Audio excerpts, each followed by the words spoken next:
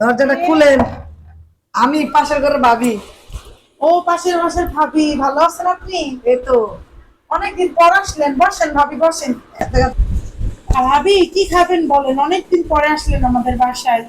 চা বানিয়ে আনি আপনার জন্য। না না, এখন সময় নেই ভাবি, চা এখন খাবো না, আরেকদিন এসে খাবো। আইসি একটা দরকার, একটা শাড়ির দরকার, এক জায়গায় যাবো তো বিয়ে খেতে। আমার কাছে তো বেশি শাড়ি নেই, মাত্র কয়েকটা শাড়ি আছে, দেখেন এখান থেকে আপনার দেখেন ভাবি কোন শাড়িটা নিবেন আপনি। এগুলি তো সব বয়স্ক মানুষের শাড়ি। বিয়ে আপনার আপনার জন্য এখান থেকে যে কোনো একটাই ভালো লাগবে।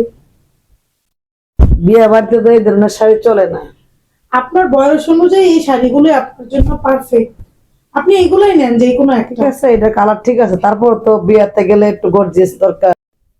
এগুলো বাদ আর কোন শাড়ি নেই আপনার? না ভাবি, আপাতত তো এই কয়টা শাড়ি আছে আমার। কি বলেন, এখনের যুগের মানুষের কত কত শাড়িতে হ্যাঁ, এই কারচুপি কাজ করা জর্জেট, তারপর কাতান, এগুলা শাড়ি তো একদম ফুটপাতের মানুষও পরে না।